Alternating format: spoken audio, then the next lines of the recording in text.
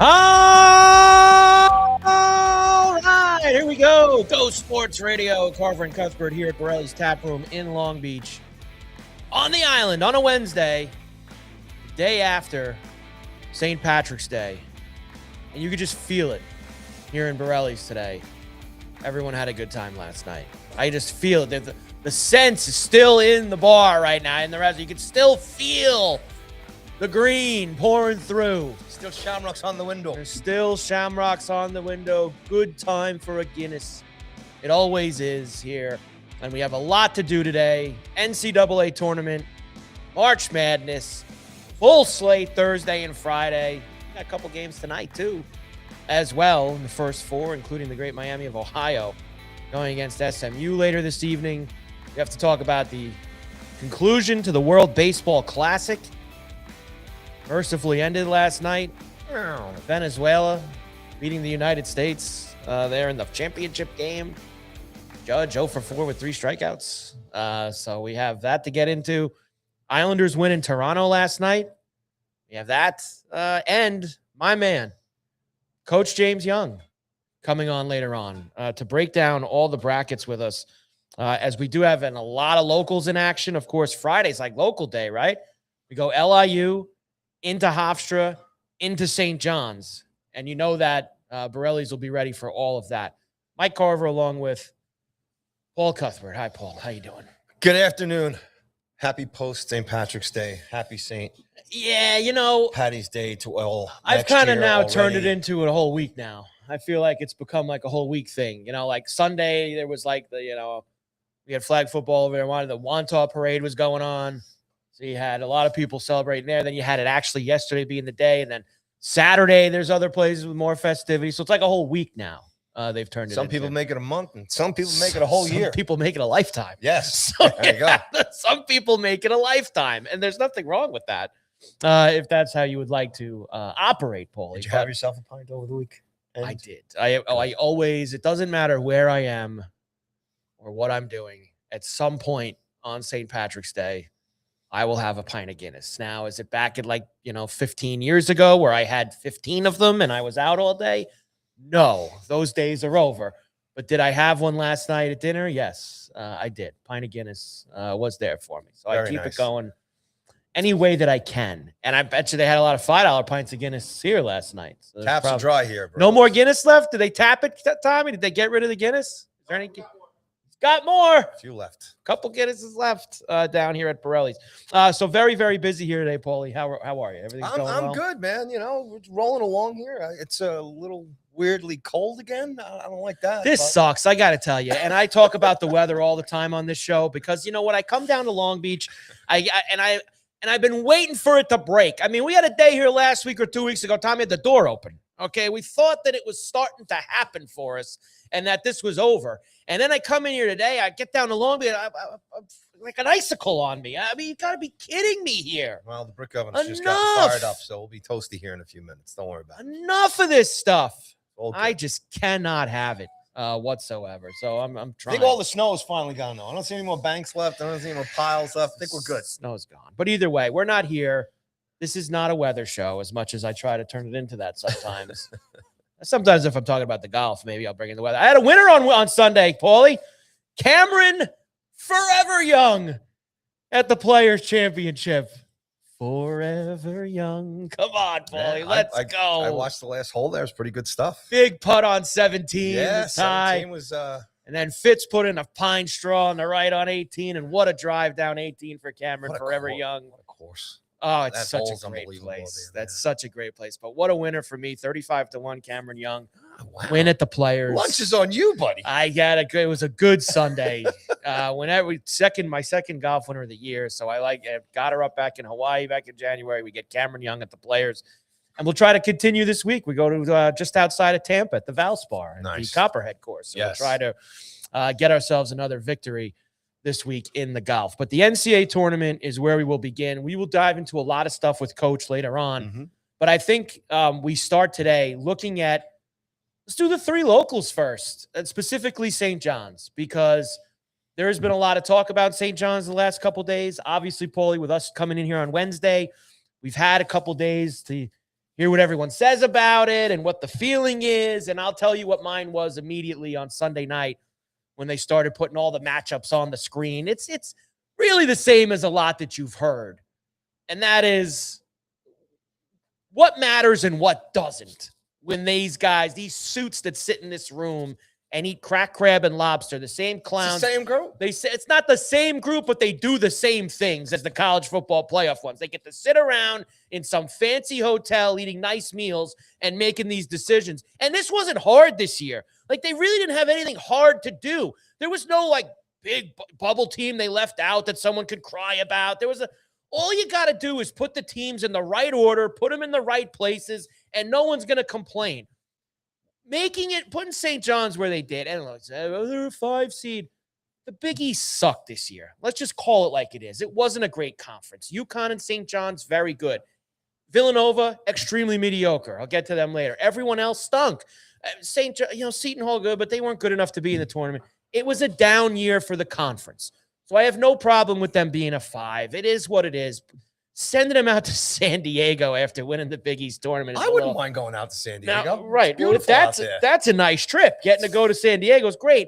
But I understand the discontent because you got to remember, Paulie, when you do these things, that you want to be as close to home as possible because it gives your fan base an opportunity to come with you to some of the games. So if St. John's got put in Buffalo or Philadelphia or one of these closer pods for this weekend, there would have probably been a lot of red in the crowd when they go to them. And I think they deserved that off of winning the regular season and the conference tournament in the Big East. Even in a down year, that's an extremely difficult thing to do. They should have been rewarded for that. Instead, they get shipped all the way out to as far as you could possibly go, which is San Diego, as beautiful as it is. And I love San Diego too. I'd love to spend this weekend in San Diego watching the games, but I'm not. I'm going to be here. That's okay. And not only do they get shipped out to San Diego, they get in a pretty difficult matchup. And I know a lot of people maybe haven't seen Northern Iowa a lot this year. They are a tough team out of the Missouri Valley who can, they're like a bar fight team. They'll slow you down. It's a type of game that's a little tricky for St. John's. And then if you look beyond that, you have Kansas potentially sitting there over the weekend as well in the second round matchup. You're in the same region as Duke. That's one that I do push back with people. Oh, well, they're Duke and UConn. Guys, this is the NCAA tournament. So if they were in Florida's, Michigan's, or Arizona's region, would you say the same thing? You have to play good teams. That's the way that it goes. I have a bigger problem with the travel and maybe the first couple round matchups, but that's either here nor there. I actually think, Paulie, they use this as a little bit of a rallying chip. To me, I think that Pitino probably took his guys in the room Sunday night after they had the big watch party and it was all on TV and probably said to them, you see what they think of us? Now let's go out there and do it. And I think that they will use this in a good way. I think they will get out of this weekend against Northern Iowa and Kansas, and I think they will play in the Sweet 16 beyond that. So I know it's a tough draw, but I think that they can use it to their advantage. And there's no real rationale on this. In terms of the placement here. I mean,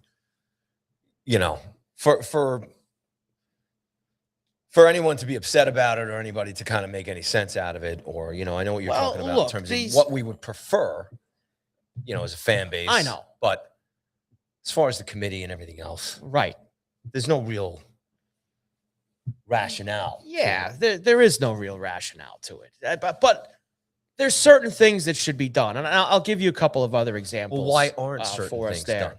And yeah, why aren't certain things done? Certain things aren't done because they try to stick to these rules and they try to stick to what they've done in the past. And we want to make sure the entire body of work is what they are going to look at. Those are the types of things that the committee tries to sell you on and make you think that this is the stuff that matters. So that's the hardest part with all of it. Here's what we'll do early on, though.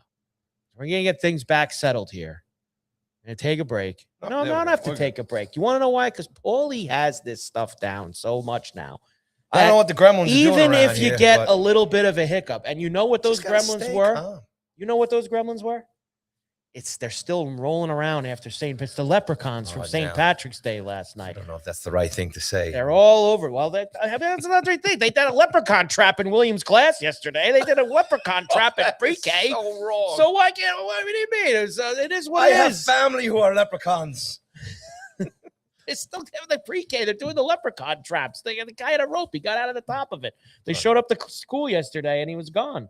So, there's no leprechaun on the shelf, is there? Not doing that. I don't think that they have that. Right. I'm sorry. A little technical issue there. No, so I was saying there's no real rationale here.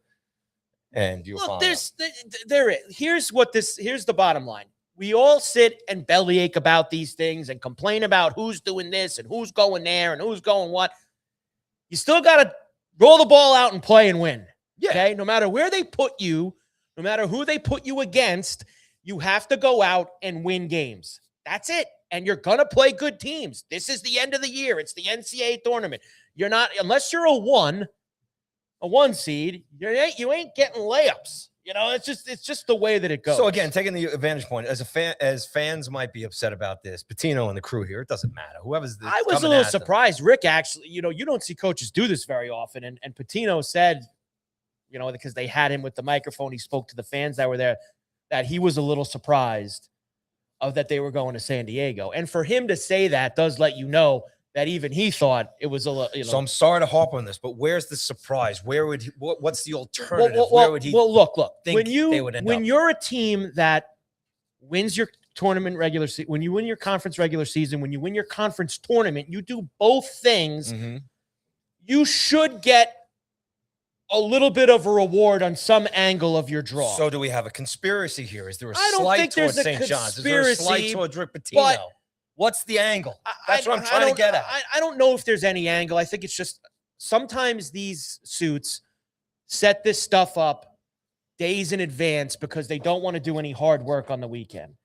And sometimes something happens, like they probably know UConn's going to beat St. John's in the China game. We're going to set it up that way. And that doesn't happen, and they don't have the room, even though they tell you that they do. They don't have the room to shift things around a little bit further than that. Okay. For a guy who's been around as long as Rick Pitino to say afterwards, I was a little surprised by something. That means that should tell you right there that it's surprising. And they didn't have to go to necessarily Buffalo or Philly, which were the two closest sites over the next couple of days. But, man, they didn't have to go all the way to San Diego either. That's a little, that's shipping them out west is looked at as a slight and not a reward for winning the conference and doing those things. So that's all that I would say to you in terms of that aspect of where it's at. That's why everyone's a little befuddled. I don't have a problem with the matchups. So I should go back to my room and take down the conspiracy board and all the pins? I like to bring the board out, and I don't think you have to on this one. Right. I will let you. You don't need to bring the board out for this. The other locals will play on Friday as well. LIU will play Arizona, and they're like a 30-point underdog in that game. So going to be tough for LIU, Sharks, as they, of course, are now called. And then Hofstra will play Friday afternoon against Alabama in Tampa, which this line has come down, opened about 13, 14.5, down to 11.5. Alabama has had a very weird year. They are a very talented team. They've had lots of issues, including one of their guys, one of the best player, getting arrested the other day. He played this weekend. So there's a lot of things that you could make the case that maybe they're a little ripe for an upset on Friday. Mm-hmm. And you have a team that plays the way Hofstra does, led, of course, by Coach Speedy Claxton. And, they got some great kids on that team. Cruz is awesome. And they got the kid, the freshman that threw the bank shot up against Towson to win that game. So I think they're spunky on Friday, and I think they're very live. And I think if Alabama doesn't watch themselves, Hofstra could send them home Friday afternoon. And it's hard to get upsets now in this tournament. NIL's changed the game. The gap is a lot wider. But Alabama's just had an off year. And if there was a team that you had to play as a mid-major conference champion like Hofstra is, Alabama's kind of one you would want to target right now because they just don't have a lot of things in order in their house as they get ready for this game. Hey, man, it's just great that they're in there and getting in the national spotlight here a little bit and giving us locals here, another team to root for besides the Johnnies and stuff. So, Yeah, I mean, look, you'd love an upset, right? I would love to see this. And I actually think there's only a handful this year of these double-digit seeds that I think can actually win the game. And I truly think Hofstra's one of them. I think that they're one of the few double-digit seeds that can actually win, not just cover their game on Thursday or Friday. So go get them. It's on. The madness is here. It is very real, and it is happening. And we will go through more of the bracket, more of the matchups, everything else. We're going to do it ourselves, and we're going to do it with Coach James Young coming up at the top of the hour at 1 o'clock East. We'll have Coach, and we'll go through who he likes going forward in this thing. I got to, though, get this out of the way early in the show. And that's this World Baseball Classic. Oh, here we go. Now, I know you watched. I don't have to ask you. I know you were very much into it. As the United States loses to Venezuela 3-2 last night in the championship game down in Miami. Now, where do you want to start with the game, and then we'll backtrack to Judge's comments over the weekend? Where do you want to? Why don't we start with the game first? Either way, it's all over. So it's unfair. Judge was 0 for 4 with 3 strikeouts, and it is a little unfair. As much as we like, and I like to get on Judge a little bit too, because it is baffling that he doesn't get it done in these big games. He just doesn't, for whatever reason. It just doesn't happen for him when the lights are the absolute brightest. But I thought it was very unfair that it was all kind of lumped on him. There were a lot of guys on that team who did nothing. Looking at you, Cal Raleigh. I'm looking to go. There was a lot of guys on that team who did nothing for the United States. Well, Raleigh wasn't even in the lineup, so for a bunch of them. But that's how bad he was playing. But I'm just saying there was a lot of guys who I don't think held, along with Judge, who didn't hold their weight, especially in these knockout games. Harper obviously had the 2-run shot last night to tie the game. You know, you had situation. This is another reason why this WBC, it'll never be on the same level as Olympic hockey, Olympic basketball. It'll never be there, because when you have a situation where you can't use all your players, it's just not real. And that happened again to them last night. It's a tie game in the 9th. You would like to think Mason Miller would come in the game and try to keep the game at 2-2. But as Coach Mark told you after the game, well, he wasn't available. The Padres asked us not to pitch him unless we absolutely had to. He said he was only going to pitch him if they had a lead in the game and wasn't going to pitch him in a tie game situation. But that's the kind of rules and stipulations, like Scooble only pitching one game, that I can't take this the whole way. As cool as it was, and the crowds are great, as a serious sporting event, I think it's stupid that we have all these rules and limitations on guys that are on the team when they can and can't play. That's kind of silly to me. Yeah, I mean, obviously, primarily on the pitching staffs more than anything. I mean, of course, the batting lineup's not a big deal. Man, can you get a hit? I mean, all right. Well, I mean, look, if we're gonna sit here and overanalyze everything, the United States primarily had a lineup of, bombers. They weren't guys that were gonna, set up base hits. There just wasn't a lot of small ball going on here. And obviously they scored less than 4 runs in the last couple of games. Yeah, so, it is what it is. And your best guys that you thought were gonna knock the ball out of the park. Like I said, it wasn't just Judge. But look, let's put it this way. There's a lot of mistakes going forward for the United States. And maybe if you look at the U.S. hockey team, for argument's sake, and how they changed things over the years, where now the United States obviously has been, it's a lot more serious as far as how they take the Olympics. Now, it is the Olympics compared to WBC, because this is just a play, it's a fun tournament and everything. But if it's important to the players and they wear the colors of their country, and if it's important to fans of the United States baseball team and baseball fans across the country, if it's that important, then maybe, yes, they have to take it a little more seriously. Now, with the complications of limitations on pitching staffs and everything else, obviously they're not the only teams that have to deal with that. Right. And I think the other countries, I didn't think there was as many restrictions on it, but I think most of the bullpens were kind of run the same kind of ways, and you got better starts. Skeens went 5-6 innings the other day. The guy pitching yesterday for Venezuela, they did a great job. They pitched, not they Yeah. pitched a fantastic game. Well, and they did against the Dominican Republic on Sunday night as well. The U.S. did it the other way. U.S. Yeah. pitched an unbelievable game against that incredible lineup, and I'm going to get to that. And the old saying is true. Great pitching always wins against great hitting. It's just the way it is. It's a cool event.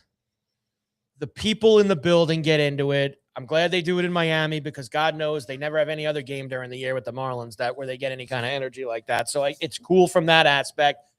The players, especially the ones from the Caribbean teams like the Dominican Republic and Venezuela and all, they get extremely into it. And the players get extremely into it. Yes, it was great to see that. It was great for their country's fan bases, no doubt about it. But, there's a lot of bravado going on. And then, Venezuela, I thought, were just kind of in the right spot, how they carried themselves and they earned it. They deserved the championship and the route that they got there and how they got there. There's no doubt about it.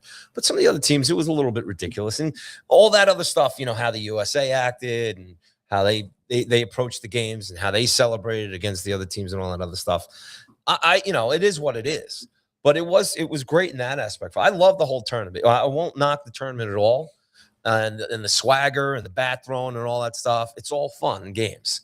But when these guys started losing and then they get all sourpuss about it, like the Dominican Republic did and everything else. I have a problem with that. Yeah. But, and look, I actually did watch almost that entire game Sunday night. That was probably the World Baseball Classic game I watched the most, was the USA-Dominican game Sunday night. And the U.S. pitched great. And the Dominican Republic left a small village on the base paths. I mean, they had guys on base all night, and they couldn't score. Were the two calls near the end of the game, the one to Soto in the 7th or 8th or whatever that was, and then obviously the very last pitch of the game, were they bad calls? Yes. Yeah, but there was an equal amount of bad pitches that were made on the ump was awful for both sides.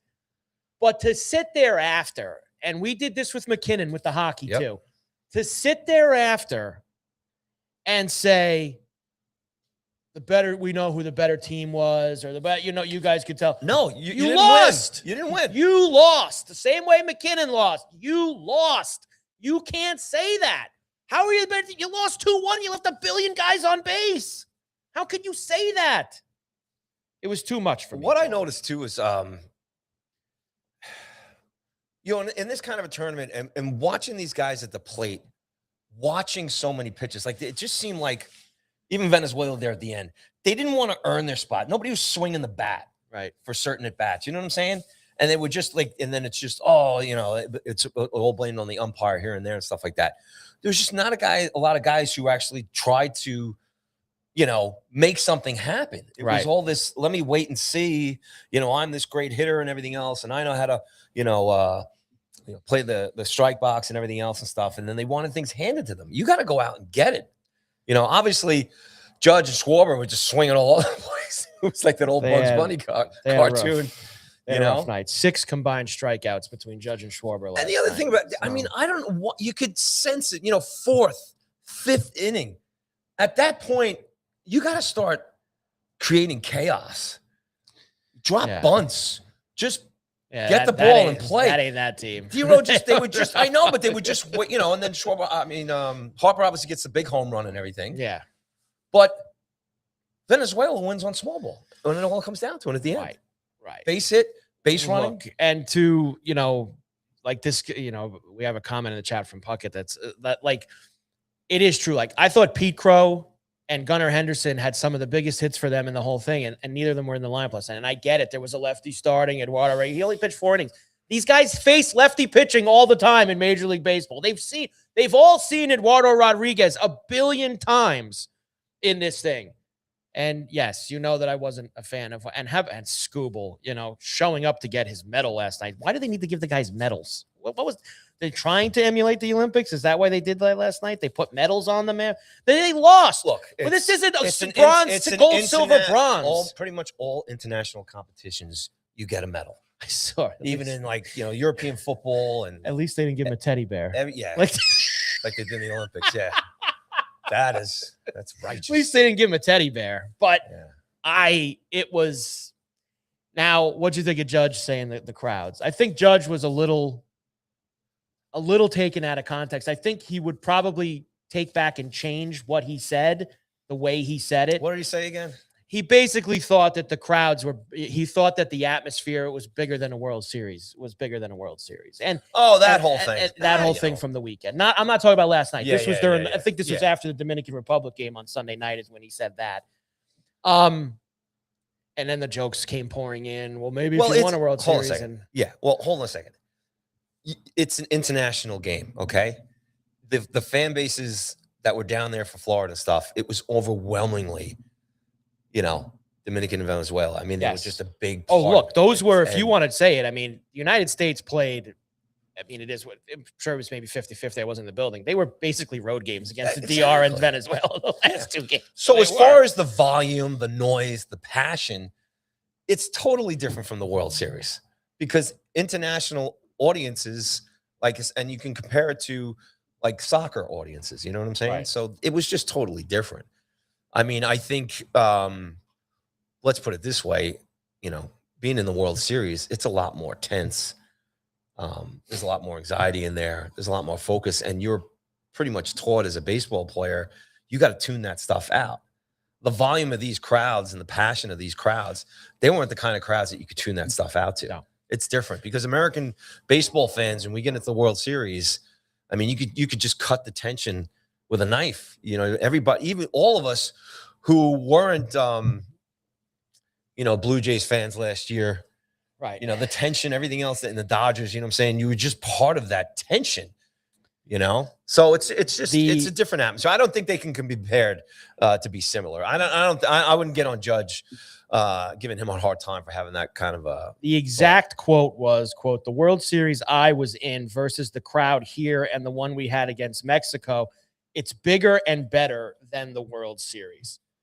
Here's all I'll say to you on this: go find what Jeter had to say about it last night. Yeah, I know, because that is where I stand. And Jeter was basically like, "There's nothing like a World Series," so, especially when you win in the Bronx. Exactly. I mean, so. Now, I don't really think Judge has the experience yet to really kind of, to be fair to Judge, and he needs to win. This is all going to continue to follow Aaron Judge until he wins a World Series. And there is nothing more besides that he can do to change the narrative. He can go into the playoffs this October, hit 4 homers in the division series, hit 5 homers in the ALCS. And if they lose in the World Series, this stuff still is going to follow him, whether he likes it or not. It is now you must win the entire thing, and that's it. The World Series he played in, they obviously lost to the Dodgers, and of course, the lasting memory is him dropping the ball in center field when they had the lead and gave and all. And so, the crowd wasn't too good that only for him in the Bronx.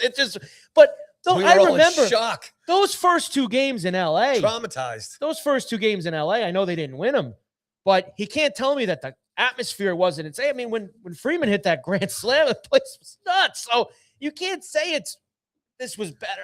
It's better from one aspect to another. Equally, the crowds in Toronto and LA last year for that World Series, it was phenomenal. I mean, listen, I thought it was, like I said, I'll go with what Jeter said. I'm going to take Jeter's side, and I'm not a Jeter guy. Really, but I don't think it's so much of a big deal. I think the more concern is Judge's production in the big moments. I mean, I love the guy. I mean, I tweeted that yesterday. I mean, I have so much respect for him. I'm glad he's a Yankee. He's been a great athlete to watch here in New York. He's world class. He's a class act. He's a great Yankee. And but at the end of the day, man, it's tough to watch him get up there in those big spots and not come through.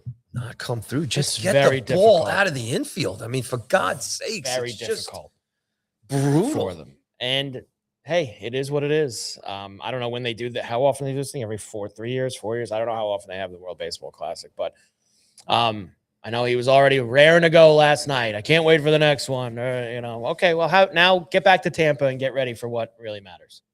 Yeah, I mean, just to swing back on WBC, I think, with D-Row and everything else, and just the United States. We get a real manager for the next one. Yeah, too? I mean, look, if you can see how important it is to other countries. So if the United States wants this thing, then they have to kind of play it a little more seriously, And again, Coach Mark D-Row, I think he's a good guy, but so you're willing to admit because I am, that they didn't take it as serious as the DR and Venezuela Absolutely and some of these not. other countries. No. They didn't take it as serious. No, I as think them. there's a bit of a you sometimes, like the United States, sometimes you feel like you don't have to work for it, or you don't have to put the blood, sweat, and tears into it. And Okay. let's be honest with you. I mean, the U.S. kind of got a little bit of lucky there, and they were basically on the outs. Well, they got lucky, and then they had to have right. an Italian team get them in. They backed right. in. I mean, come on. Yeah, I mean, look, Italy had to help them out and beat Mexico that day, and not prevent and keep the three-way tie out of there, which would have potentially knocked them out. Look, who knows? I am not as wrapped up in it as other people were.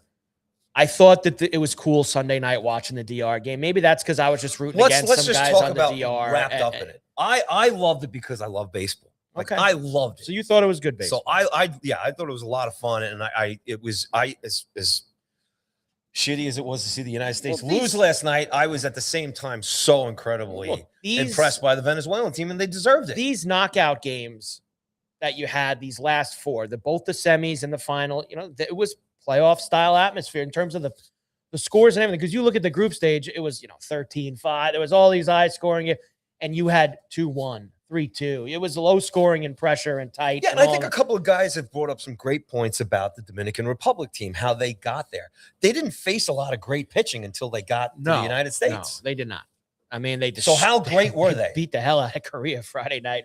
They run. But who did they face? Didn't face anybody. You know what I'm saying? They played Venezuela, and they scored some runs off of them in the group stage, but they weren't. I thought that them belly aching when they left so many guys on base. I mean, they had and Tatis getting thrown out at third. Where the hell was he going? That was the Judge throw to third base. I mean, that was just an awful job by Tatis trying to take third base there. They all got up there trying to hit home runs and and the USA did it too last night. So this is not just a Dominican Republic. And there's a lot of challenging things about this too, Mike. I mean, there's so many egos. There's massive egos. You got some of the richest players in the world on the United States and the Dominican Republic. You know what I'm saying? Yeah. And to manage through that, and then you take Venezuela, those guys were good. They were classy guys. The post-game interviews afterwards were fantastic. They were. And they individually and as a team just had fantastic performances. And they deserve to be the champs. There's no doubt about it. They do. And good for them. Congratulations. I'm glad it's over. Let's get to the real thing coming up. What is it, a week from Thursday? A week from tomorrow? Or 2 weeks from tomorrow? When's opening day, Paul? It's actually fairly soon. Believe it or not. It's in 2 weeks. It's the last weekend of March. It is. No, it's next week. Which is the last week of March. Okay. Well, a week from tonight is Wednesday, March 25th. Isn't that a week from tonight? Yeah. That is Yankees-Giants opening night on Netflix. Yes. 8:05 East. So you got 1 week for the real thing. So it did that at least. It got us through the boring spring training month and a half. So it did help for that. I'll take it from that aspect. I'm glad that I'm ready now, a week away from real baseball. So that's what I'm. Yeah, and I couldn't even, it's because we were watching spring training at the beginning before this thing started, and the Yanks were kind of. I haven't checked in on Yankee spring training at all. You're not. I can tell you something without even looking. You didn't miss much. But I think it is a fun time of the year to check out other prospects and see what's happening. Yeah, I understand that. No, look, all the stars were in the WBC, and it was great. It was a lot of fun. Not all of them. Scoop. Yeah. He showed up to get his medal, though, last night. What a guy. So I guess maybe to put a wrap on this, moving forward, as far as the WBC is concerned, sure, you just got to take it with a grain of salt. I think that. And if you like baseball, you just like it. You know what I'm saying? How about it goes like this? If there's people that are really into it and they really love it, just let them love it. If there's people like me who think it's kind of fugazi, just let them think it's kind of like, I don't think it's fair to try to sway. I think that everybody is entitled. Everyone's has their own opinion on everything, obviously, but I feel like it's down the middle and you can have it either way. If it gets you excited, God bless you. If it kind of bores, you think it's kind of dopey like me, then it is what it is. So it's over now. Can we get to the real thing? Like I'm ready now for the real thing. I mean, look, I will tell you, like Sunday night, I was into that game. I enjoyed it every second of it. And last night, I just, as a baseball fan, and you could just kind of see you could just kind of feel it, you know. Good. And until Harper hit that pop, it was over. It was over. It was just over. And but like I said, we move on, and now we will trudge along with our Yankees here, and obviously judges Can't going wait. to have to deal with this Week for the from first tonight. couple of weeks. So of the man, interviews and next all that week's stuff. show we got MLB opening day show. Yeah. For you. I have to give me my win total over unders for that too. We'll get some win total over unders. We'll get things going. Why don't we tell everybody what's going on at Borrelli's, and then we'll come back. I have a few other things. We got Coach coming up in about 15 minutes. We'll dive a little bit more into the NCAA tournament. But first, Paulie, Carver and Cuthbert, Go Sports Radio, Borrelli's Taproom in Long Beach on the island. There's got to be tons of stuff happening at Borrelli's. Hit the music. Once again, we are broadcasting live from Borrelli's Taproom at 912 West Beach Street in Long Beach on Long Island in the great state of New York, the US of A. Live music theme nights returns tonight. Wednesday, it is Songs from an Italian Restaurant featuring the greatest hits live of Billy Joel, $21 pasta special, half-price bottles of wine. Everything starts at 7 o'clock tonight, and it's free admission, so come on down for that. All you Billy Joel fans right here at Borrelli's tonight, Wednesday. Live music continues this Friday with the Founders Band at 7 p.m. and then Alex Kincannon at 10 p.m. Again, free admission Friday night here for the Founders Band at 7 and Alex Kincannon at 10 p.m. On Saturday, Sean Jacobs is here at 7 p.m., followed by DJ Booch at 10 p.m. after that to close out the night. Sunday Fun Day just has DJ Tucci here, spinning tunes all day long, all great specials here at Borrelli's on Sunday Fun Day. Comedy, I tell you what, man, when the comedy shows gets released here, you better get online real quick to get the tickets. The Are You Garbage podcast that's coming here Tuesday, March 31st is sold out. David Tell, Long Island's own, he was announced, show sold out already. And Colin Quinn is just announced he'll be here on April 22nd. So you better get tickets to that right now. Go to Borrelli'sTaproom.com or Eventbrite.com and search Borrelli's Taproom. And don't forget, tomorrow, Thursdays, every Thursday here at Borrelli's is Carnivore Night. And for $42.99, you get a choice of steak, veal, or pork.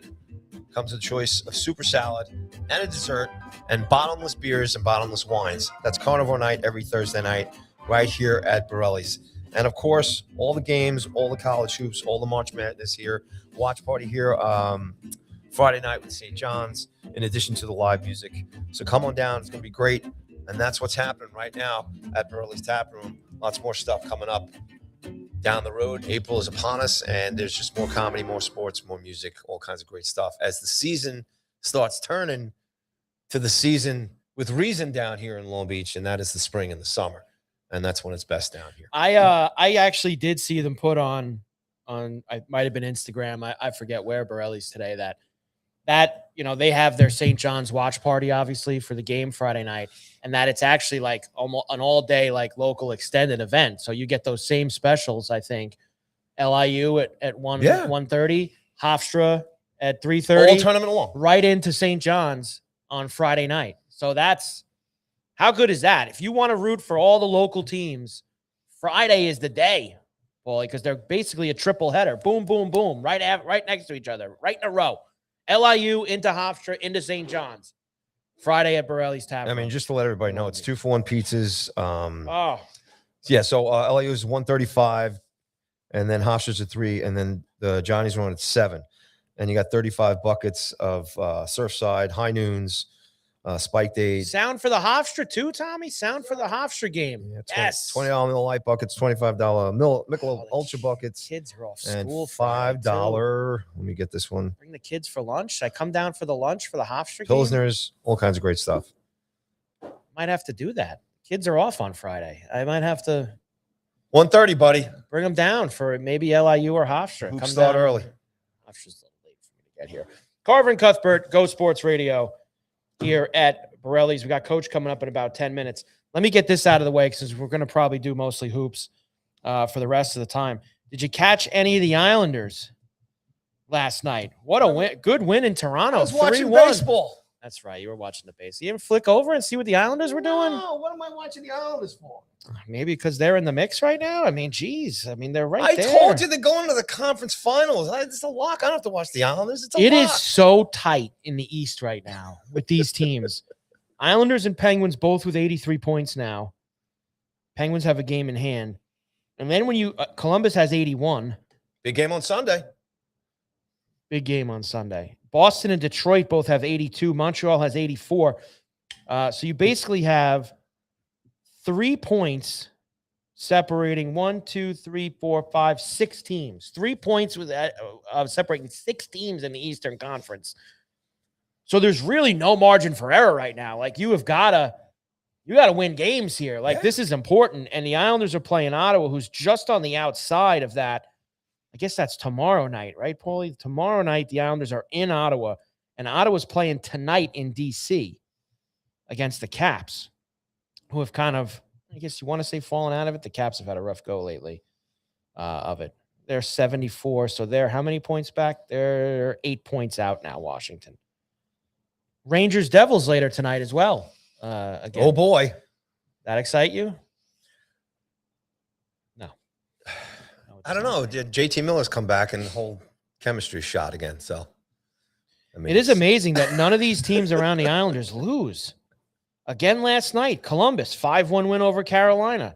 Penguins on Monday night had a 7-2 win in Colorado against the Avalanche. Malkin's back. He's all rested from his suspension. These teams don't lose. Who do the Penguins got next on that trip? Or are they coming home? Penguins they got a couple of days off. They must be coming home. The hell do the Penguins play again? Never playing? They play home for the Jets on Saturday. They must play. Oh, they play in Carolina tonight. Sorry. So they got to stop in Carolina. It's the second night of a back-to-back for the Hurricanes. Stars Avalanche tonight, pal. There will be blood. Stars only 3 points back of Colorado. And I got them this morning at 12-1 to win the division. I think that Dallas is going to pass Colorado and be the #1 team in the West. Don't let McKinnon hear that. Would he tell us at the end of the season that they were the better team anyway, even if Dallas won the division and won the conference? Would of course he say that? Why wouldn't he? They're the better team and that it's blasphemous for him to say I would be surprised that? if he didn't. You would be surprised if he didn't say that? I would be surprised too. I would be very surprised. So the hockey, Islanders only have now 14 games left. Are the playoff tickets on sale? 28 already? points on the table already, right? Yeah, they're on sale. Sure. Playoff tickets are on sale. Look, they need to be careful. They got to keep what it's so tight. Come on. You lose 3 in a row or something like that, even 2 out of 3, like you're going to fall behind here. These teams don't lose. It's ridiculous. What do you got here? Come on, they got 14 games left. Yeah. Do they have? They don't Boston, have Detroit, Columbus. So they're at Ottawa, at Montreal, and then home for Columbus on Sunday. You don't want to give Ottawa that game, and you can't give Columbus that game either. So, well, they've won 4 of their last 5 games. I mean, we are talking about them like they're crumbling. How about the Sabres? You're talking like they're crumbling. How about the Sabres last night in Vegas? Sabres have 90 points, 42 wins. They are tied with Carolina for first in the East. Phenomenal. For 1 seed in the East. And they're only what? 7. They're not going to catch the West teams for it. But Buffalo has been an incredible story. 4 points up on Tampa as they come down the stretch. Now, Buffalo's got 14 games left. The Lightning have 16 games left. So they do have 2 games in hand on them as they come down the stretch here. But either way, it's been a great finish here to the NHL season. Except for Austin Matthews. Funny thing, I saw. I want to get your take. I saw a bunch of this tweets last night. Did you see the kneeing? Well, I want to talk about that, yes. But before I get there, I thought some of the tweets were hilarious last night after the USA game. They knew it was over when Judge walked in with the Austin Matthews jersey on. It was of all the shirts. Now, he obviously wore it because Judge is the captain of the USA team. Matthews was the captain of the hockey team. That's why he wore it. But the jokes write themselves sometimes. That he had a bad night because he was wearing the Austin Matthews jersey. But, it's rare because, they won. Austin He's a gold medalist now. Well, that's the thing. Like, I So- understand that, but they all wore those hockey jerseys last night because the USA hockey team won. I get it, And he's the captain. Austin was the captain. Well, So how about this? That's why it How about this? When he had the flag coming in, all I could think about was Aaron Rodgers. Oh, jeez. It was the kiss of death as far as I was concerned. Oh, Him coming in out of the runway with the American flag. I was like, oh no, can't have it's that. the Aaron Rodgers curse. Oh my goodness. The Gudis thing. NHL player safety, baby. I Best in the thought biz. That was one of the more, and Gudis has obviously got a history. He's a horror show. That was as gutless a hit as I have ever seen. And we've seen a lot of bad ones, so I'm probably being unfair. There's been worse ones. It was as gutless a hit as you'll ever see. And the response by Matthews' teammates was equally as gutless for nobody. And I saw the excuse was it kind of happened behind the play and everyone was skating up ice the other way. So the excuse train was, well, everyone was looking the other way. None of them even saw it happen. Guy's laying on the ground. Something happened. And look who's standing next to him. Guy who's always knocking people out. I mean, they are a horrible organization and a horrible team. And it didn't surprise me one bit. How about in between periods, somebody sees on the monitor what the guy did, and then you go take somebody out? Like, this is an eye for an eye. It's the NHL. And especially being if it's a Berube team, and the fact that Berube couldn't get any of them to do it, they're done. It's finished. Like, there's nothing good coming Toronto's way in the future. It's like it's done. It's over. And then for the league, this is the third level of gutlessness. Well, we shouldn't be surprised now. The league, I don't think anybody should be surprised. Loves to tell everybody about how they're for the players and we want player safety and the department and we want to do all this stuff. And they give the guy 5 games. This is a multiple time repeat offender. And they give him 5 games. This wasn't a guy who maybe once you could say, all right, he was in a bad spot. He put the knee out. It was cheap, but this guy is over and over again been having problems. Get Austin off the ice. Game on. I thought it was an absolute awful job by Gudis, Matthews' teammates, and the league. All 3 of them. Hey, when Gudis comes back, and I would just suggest any coaches playing the Ducks the rest of the way here, I would keep your star players out of the lineup. It's a joke. Keep them out of the lineup. But again, it's the NHL. Sure. I mean, I don't think anybody should be surprised, These are fellow NHL, PA players destroying each other's careers. It's amazing. It's a joke. It really is amazing that they allow this stuff to go on. I like physical stuff. I like everything that's like mano a mano. You got to do the right thing, be tough, fighting. I mean, to me, the fighting today is only insane because they're wearing face cages and they're punching each other with bare knuckles and they're punching each other in face cages. Right. It's the most, it's just so dumb. It's ridiculous. Yeah. You know what I'm saying? Yeah. So, but, Gudis, he's an older player, probably shouldn't be playing anymore. Tired, he can't, and then he, the intentional knee there, and it's just, and then you can't be surprised at what the player safety did. It's just it's a joke. That you definitely cannot do, but that's the NHL. That is the NHL, ladies and gentlemen. Are you not entertained?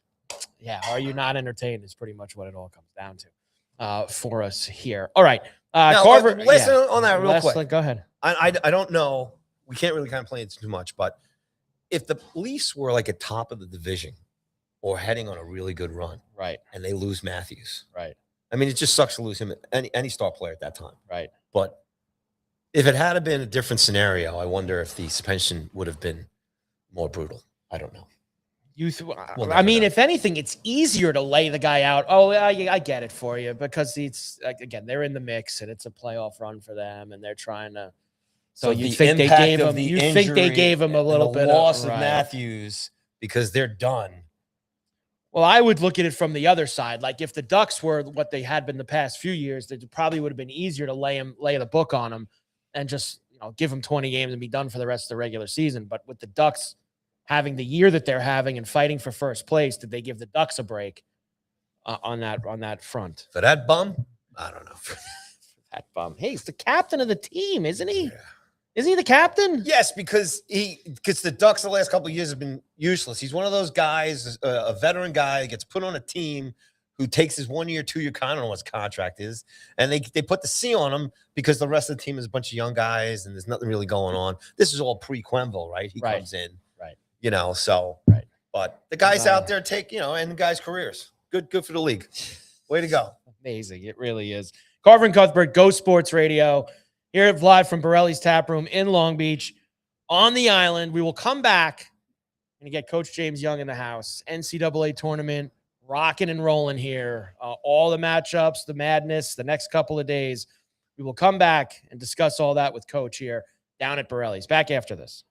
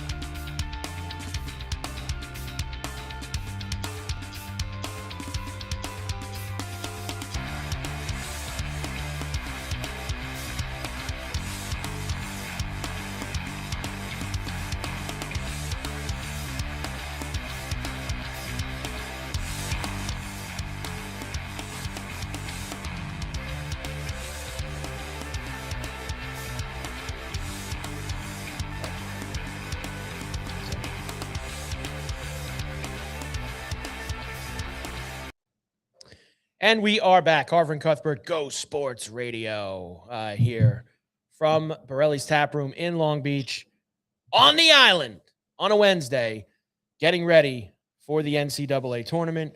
Of course, all the matchups. You still got the first four going here for us and with us. And I'm going to get Coach punched up here, Coach Paulie. So give me a moment here to get Coach in. Hey, while you're doing that, I'll just tell everybody what's going on in Borrelli's again. Oh, you can do that too. Yeah, I can do that. Once again, we are broadcasting live every Wednesday and Thursday right here from Borrelli's Taproom, 912 West Beach Street in Long Beach. And music theme nights return here with Billy Joel night tonight, Songs from the Italian Restaurant. Make sure you get down here, free admissions, 7 o'clock start, $21 pasta special, and half-price bottles of wine.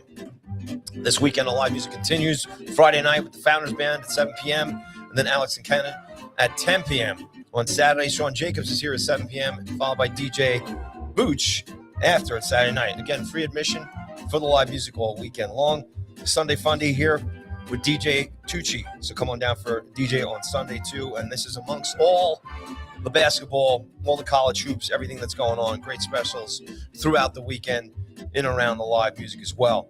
The comedy series are rolling and rocking here at Borrelli's. The Are You Garbage podcast, comedy podcast is sold out on Tuesday, March 31st. And David Tell is also now sold out here at Borrelli's. Coming up on April 22nd is the return of Colin Quinn. Just announced. Make sure you go to Borrelli'sTaproom.com or Eventbrite.com and search Borrelli's Comedy. And that will get you tickets as soon as possible. And hurry up because Colin always sells out. Then tomorrow night, Thursday night, is Carnivore night here at Borrelli's. $42.99. Get your choice of veal, steak, or pork.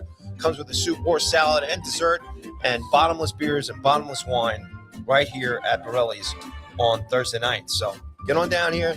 And again, don't forget, if you mention the Carver and Cuthbert podcast anytime here at Borrelli's, you will get a free Miller Lite Draft. And we are back. Carver and Cuthbert, Go Sports Radio, here with us. And it's great to have. I haven't talked to my man in a long time. The one and only Coach James Young, the Coach's Edge with JY, which you can now get. You get the Substack, which is outstanding. Coach breaking down the brackets, doing all that. And then the show now as well, the Coach's Edge with JY. JY, my man, how are you? Man, Carver High, it's been a minute. It's great to be on with you. Maybe it's been a year. But this is the time. This is the time of the year where, you and I used to have a lot of fun going on with Scotty and talking hoops. So I'm grateful to have you guys on. Yes, so I did start a Substack to coaches. Edge partnered up with another one of our buddies, Matt Perrault. It's going to debut today. I got 2 episodes coming out today. I'll just say it right now. I got former Wake Forest great Randolph Childress, who does stuff for TNT. He'll break down the men's. And then I got a surprise one. I have a women's one. My really good friend, Mark Campbell, the head coach of TCU, will do a women's one. So expect 2 of those to come out today. Now, let's just, you know what? I'll get that out of the way really fast, Coach. Is anyone beating UConn? No. and Mark is a dear friend, and so is his top assistant, Chavi Lopez. I'm not even going there with it. It's like minus 1,000 if they make the Final Four. It's kind of this wild thing. The only thing that's really interesting is out of all the 2 seeds, they got Vanderbilt, who I think is the best 2 seed. Obviously, to play a couple of Jersey kids I know really well. Michaela Blake's, obviously Justine Posada kid I trained growing up in the area. Justine's done a great job. There's a little point guard named Galvin who's tough. So I think the only thing is, like, how did Shea Ralph, who got Women's National Coach of the Year, how did you get stuck in UConn's bracket if you're like number 5 team, but you got the lowest 2 seed? She did a great job at Vandy, Coach, this year. She did an unbelievable job. What was the game she got thrown out of? Didn't she get thrown out of a game in the tournament? Oh, yeah, in the tournament. She got thrown out towards the end of the year.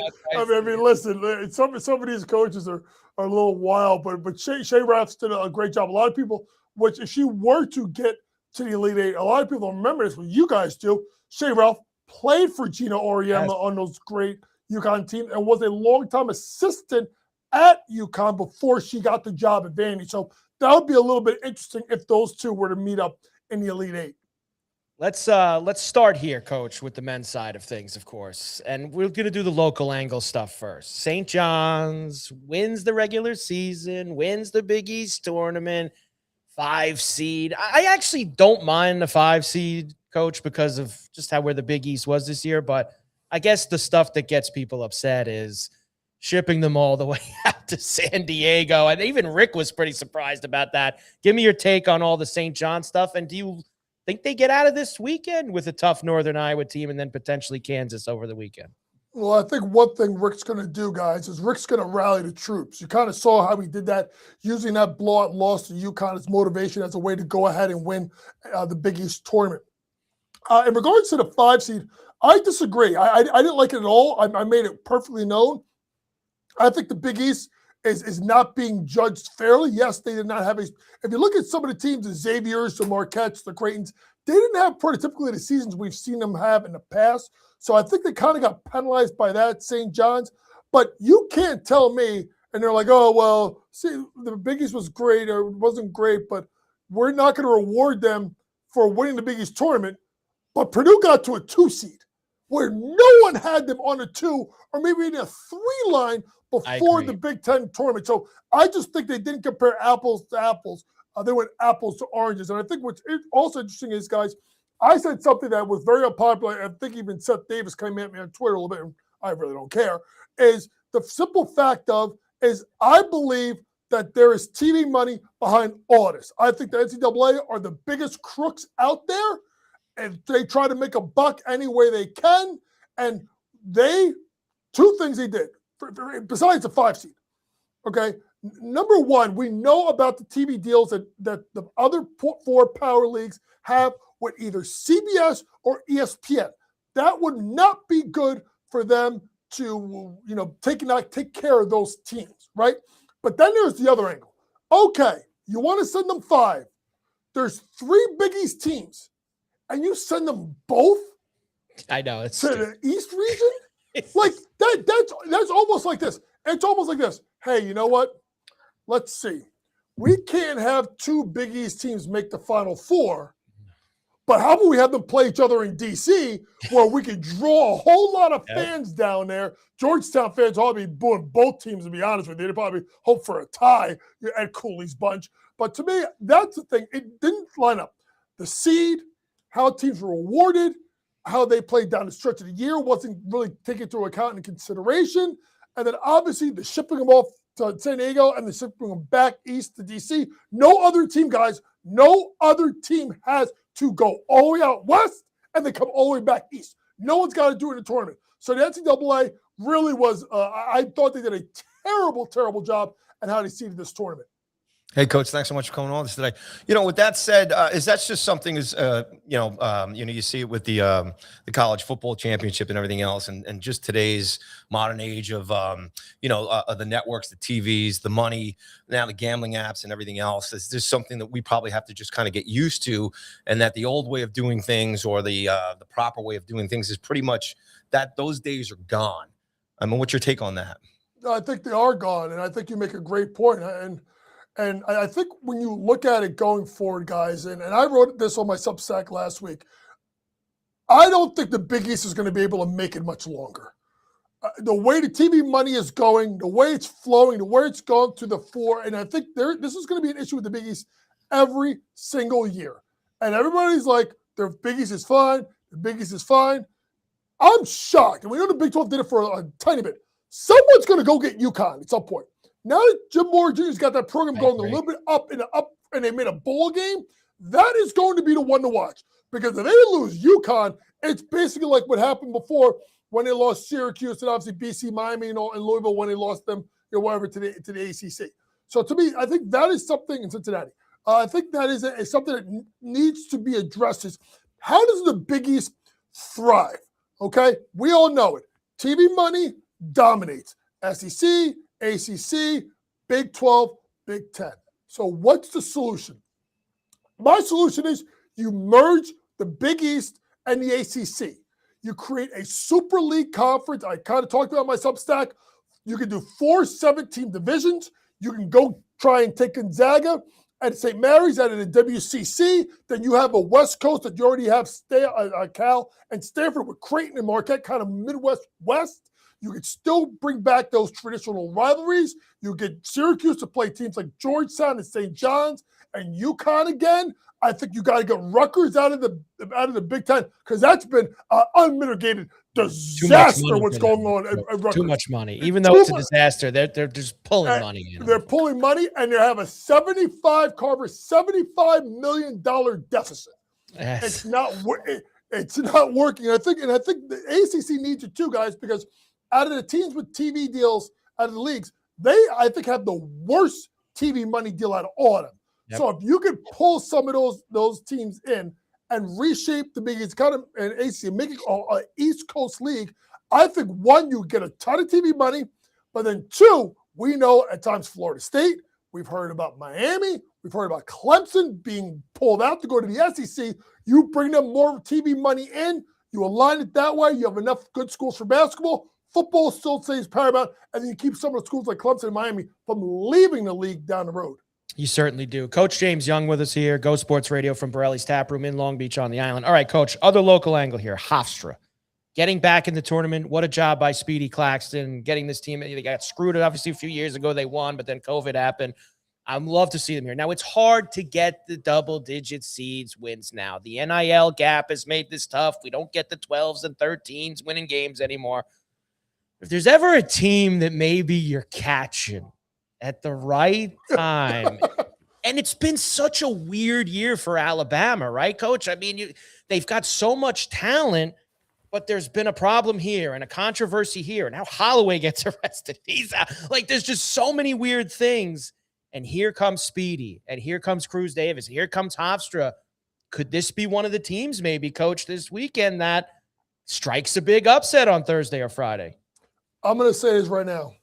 When this game starts, make sure you have your cold beverage. If you have Borrelli's, go get your cold beer and your pizza, whatever they're serving at the tap room. A guy's got me kind of jealous that I'm not there. I should have made the trek to Rhode Island and hang with you guys. We might have to talk about that another time. Yes, when you get down to it, guys, it's going to be a track meet. And it's going to be up and down. And now when you look at Hofstra, instead of that 2-guard attack of LeBaron Philon and obviously Aiden Holloway, now you got to worry about Philon. And I think that puts a lot of pressure on them. And Hofstra's a little bit different. Hofstra doesn't allow the threes. They allow straight line drives, and they want to not give up the 3-point shot, which is kind of an interesting philosophy. So I expect a ton of points. And if you are Hofstra, all you got to do, honestly, and you've seen it with Speedy Claxton, did a great job. And shout out to Speedy Claxton. Guys know what a great job he's done in Hofstra. If I'm not mistaken, I know with COVID, first time that Hofstra's been to the tournament, I do believe, since he played for Jay Wright. So that is an awesome story altogether. I'm sure Jay, knowing Jay a little bit, he's going to be rooting for the Pride in this matchup. I think here's the thing, you just got to hang around. Yep. Just hang around. You know, if you were in the coaching fraternity, we call them segments, right? So basically, it's like every media timeout, right? Get to every media timeout, try and be win or tie each segment.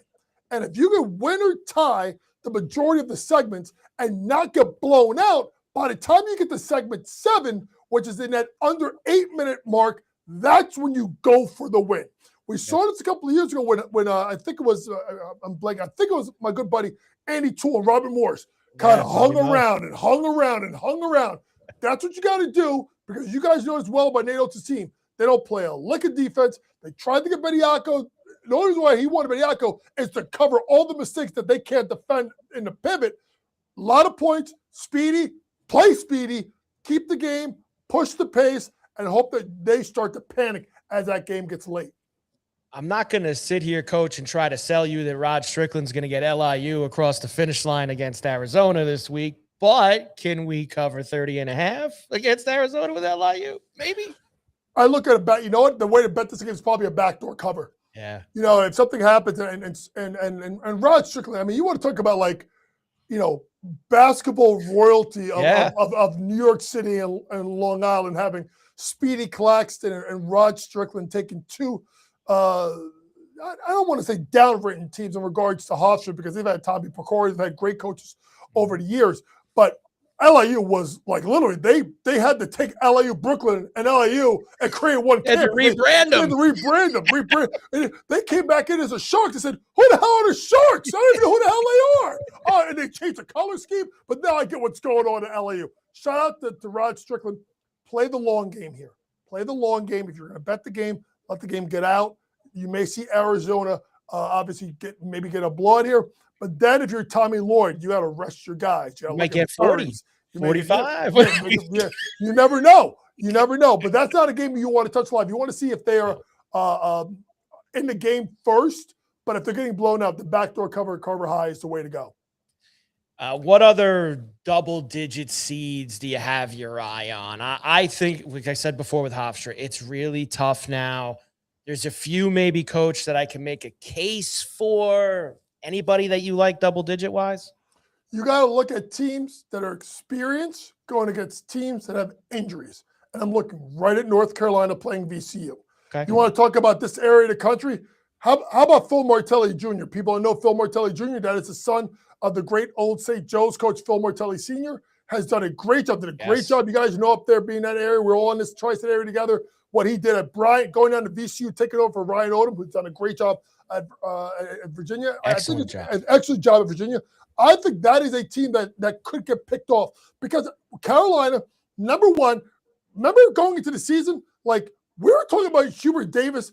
Is he going to even make it through the year? Like, could he be on a fire block? And then he gets Caleb Wilson, who's been outstanding. He gets Trimble, that gets hurt in like the weight room, goofing around.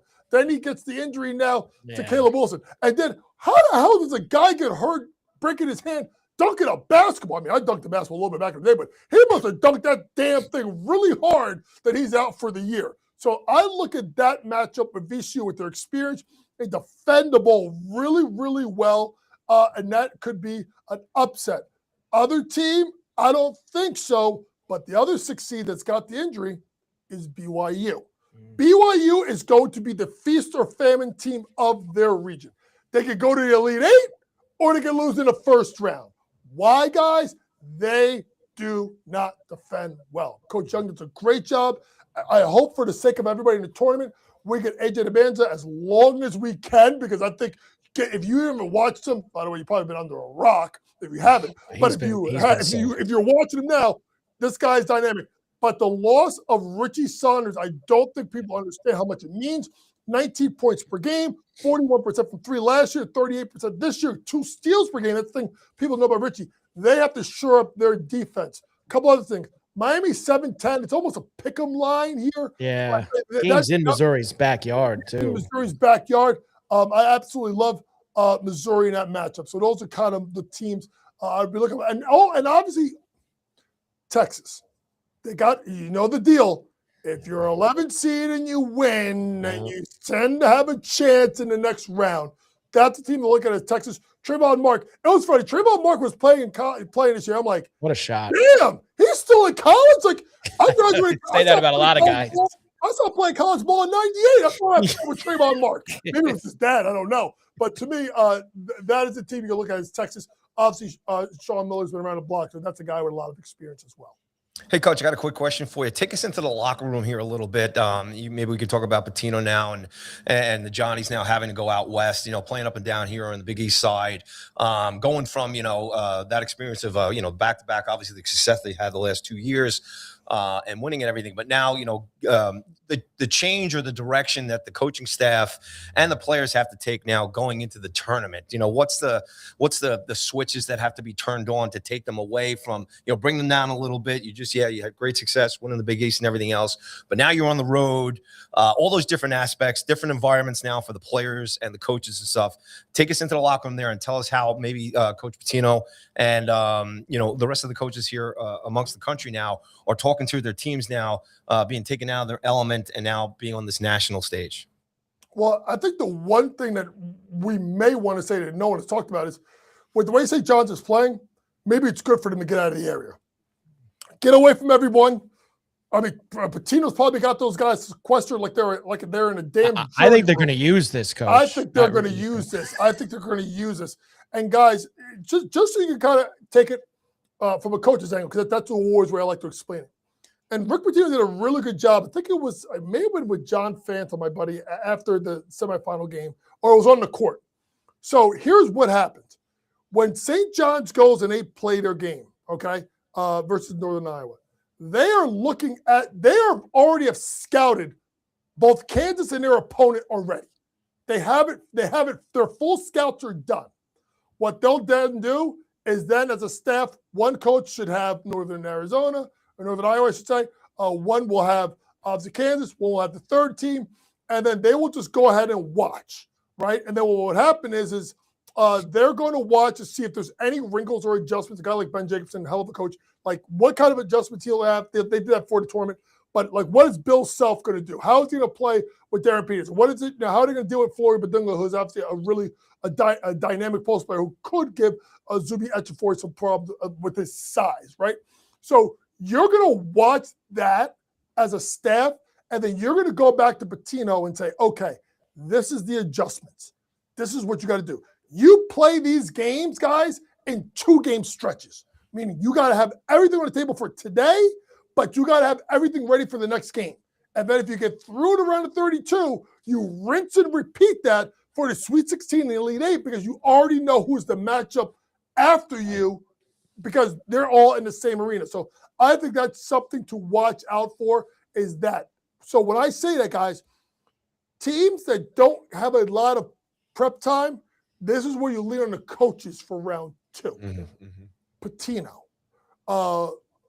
Izzo is really good at one-day prep or next day, and you don't know what kind of wrinkle he's got. It's kind of like back in the day where if Syracuse got through round 1, you were always taking them in the sweet the round of 32 because you had a day of practice to get that zone offense ready. There's not enough time, right? So I think that's the thing you look at, guys, is you fill out your brackets and you start taking bets and you start moving on to that round of 32. Think about the team that plays a unique style or a coach that's been around a block a long time that could have a wrinkle that can give them the advantage for the next matchup. All right, before you go, Coach, who do you got, Final Four? Well, listen, I've been going back and forth with this. Number one, I'm gonna say something else that maybe it's my local bias. St. John's is beating Duke. I have them beating Duke in the Sweet 16. I think that is a bad matchup for Duke with Caleb Foster out. We don't know if the big man's going to be back. Remember, he missed the ACC tournament, and Duke looked vulnerable at times in the ACC tournament, especially versus BC. I like UConn to take out St. John's. Okay, because in the fact is with that round 4, huh, Coach? Round four. And my simple adage is they play 3 times, twice at MSG, once at UConn. St. John's dominated at home. Yeah, it was not a home game, but if you had the Big East Finals, that was a home game. There's no mistake about it. And he jumped on them early. I do like Houston to get by Florida in a rematch of last year's great national championship. I've been, this, Carver, I've been on Houston for years. I know. You've been waiting.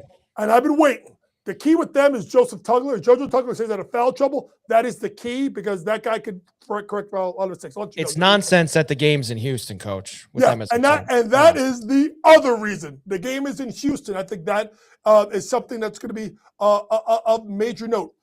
Guys, I talked about them getting rewarded with the 2 seed.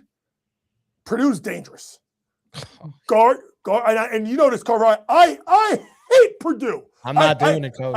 You know what? I did it when they lost, and they lost to FDU, and I went around the block yelling and screaming how they weren't going to make it out of the first weekend, and they didn't make it out of round 1. I just think guard play is key. They have 2 senior guards, Braden Smith, the best point guard in the country, Fletcher Lawyer, obviously Trey Kaufman-Renn in the front court, and I think Arizona is primed to get picked off at some point. I think they get picked off in the regional final. Midwest, I like Michigan. So that leaves me with. I feel like they have the easiest path. They have the easiest. There's not a lot of resistance. It's funny. We talked about with the women's side with UConn, right? Like the easiest path is Michigan. The hardest path in the East is Duke. I agree.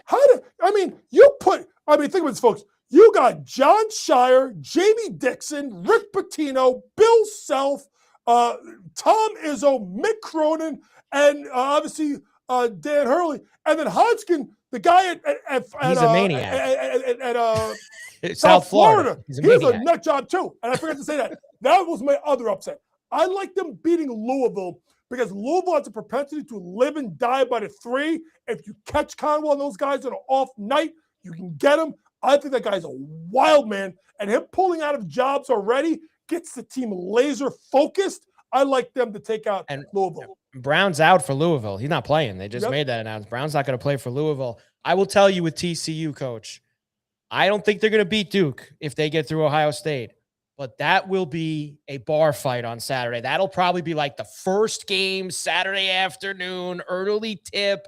And I could see TCU, who's played every team in the Big 12 tough, Arizona, Houston, Kansas, etc.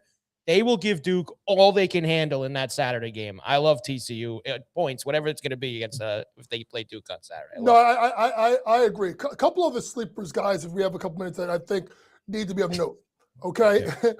and they're not sleepers in regards to the team. They're sleepers because of the seeds. Kentucky's got too much goddamn talent to be a 7. To be a 7, they could get picked off by Santa Clara, or they can go to the Elite Eight, or they can go to the Final Four.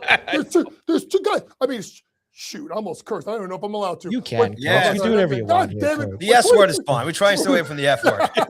With $23 million on your roster, God damn it, you better get at least one win in the tournament. And stick in that region. He's never made a Final Four. Rick Barnes. Oh, tough. Coach, come on. They can defend. The Carver, they can defend. Jacoby Gillespie's a tough guy. The problem with Rick Barnes is once he gets past the first weekend, that's when he's a hot mess. Well, he now gets out of the first weekend. He always gets out of the and he will this time too, I think. But him and Underwood's another one. He never. Hey, Fran getting 24 and Fran McCaffrey getting 24 and a half here, Coach. You know what's funny? I know you know Fran. I texted Fran after he won. It sucks because I know Coach Jones a little bit. The way that Yale played that last possession, they threw the game away. Threw the game away. You're talking about folks. You didn't see it. They were up 3. Penn had no timeouts. He did all the Cardinal sins. Number 1, he called a timeout so Penn could set their play. Number 2, he didn't guard the inbounder, and 3, he didn't foul up 3. It was like a comedy of errors. But shout out to my guy Fran McCaffrey. I said, Fran, I'm doing the coach's edge. You want to come on? He goes, I kind of have Illinois coming up. Yeah, this week. I said, fine, get to the Sweet 16, and then I'll get you on. Fran, I love him with the 24.5 in this game against Illinois. Underwood, he always. And here's the thing. Here's the thing, Carver High. When you think of Brad Underwood's teams at Illinois, you think about them defensively. They're completely different. They're number one in offensive efficiency. They don't defend well. And this, I think it's TJ Power, this kid that had like a 45 points against. Remember, this kid at Penn was like a 4 or 5 star recruit. Like, this ain't no slouch that they're playing against. This kid, and guys, you always get the kid, like the kid from Oakland.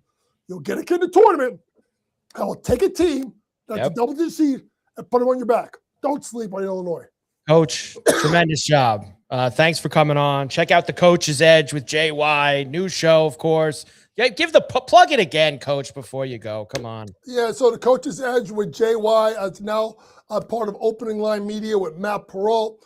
2 episodes are going to record later this afternoon. I'm going to have Randolph Childress, the former Wake Forest great now and analyst for TNT. I'm going to be doing some tournament stuff tonight.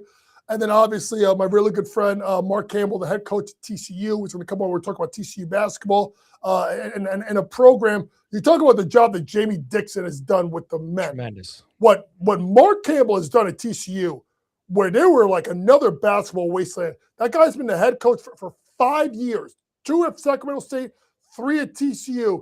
He's gotten the player of the year 4 times.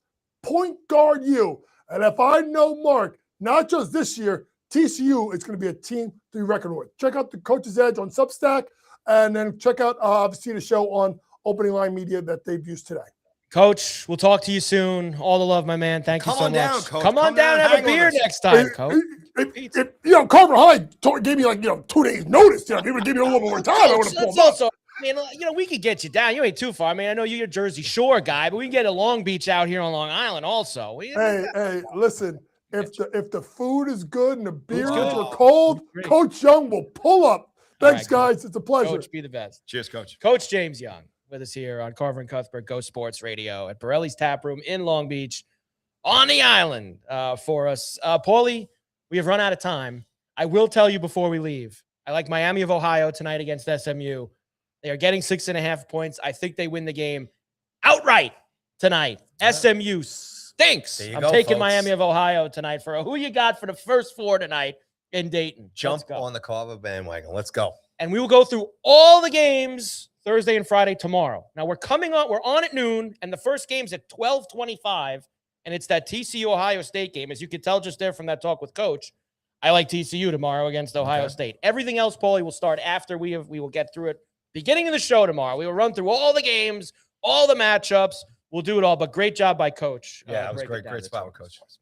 Carver and Cuthbert, Go Sports Radio, Borrelli's Taproom in Long Beach. We will see you back tomorrow, noon East. See you then.